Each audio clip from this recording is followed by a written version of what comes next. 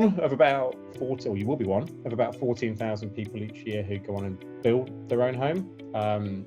Actually doesn't sound a lot, but it is quite a lot. I think taken together, you'd be about the third biggest housing developer in the UK.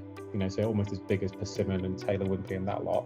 If you were taken together, of course, you're not a single entity, but there's about 14,000 people a year who want to do it. Who do it, and something like 1 million people a year who actually want to do it, according to the surveys that we run.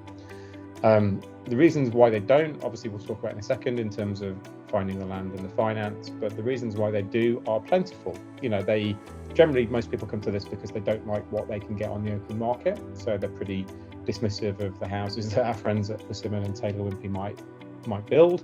And you only need to read newspapers and listen to the radio pretty much weekly to hear stories about the standards of new mass scale developer housing.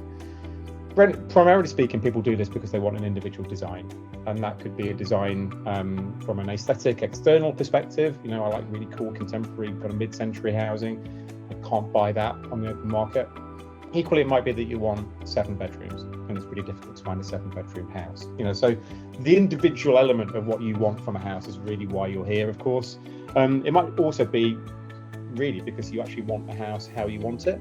So a good example of this is that if you were Persimmon or Taylor Wimpey sat in their offices and you were specifying a house, as in deciding what was going to go into it, you would be choosing, relatively speaking, the sort of highest return bricks and the cheapest cost insulation to go in and meet the building regulation standards. Now, that's all very well, and that's what you would expect them to do, and I would do that in their situation too. If you're going to live in the house, that's different. If you're going to live in the house, you're going to want to actually put more insulation in, and you're going to want to have slightly nicer bricks because you're going to feel them and touch them and see them every day and benefit from the insulation, of course. So these houses tend to be better built because actually they take into account the people who live in them, much more so than the standard developer houses.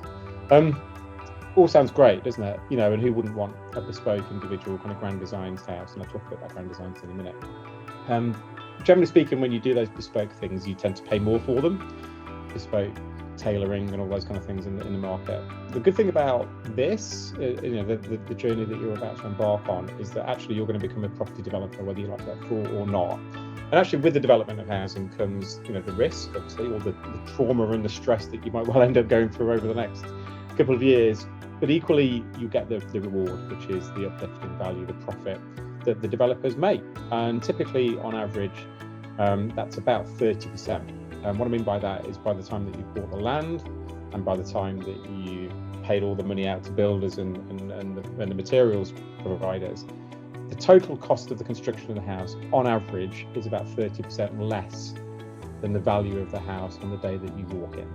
So it's a really actually instant profit kind of thing. Now, I'm definitely not trying to sell it to you in that respect, but it's a really nice benefit to think about that equity uplift that you'll enjoy, the developer's profit going into your pocket effectively. So it's a really good thing to do. So why on earth don't more people go on and do it?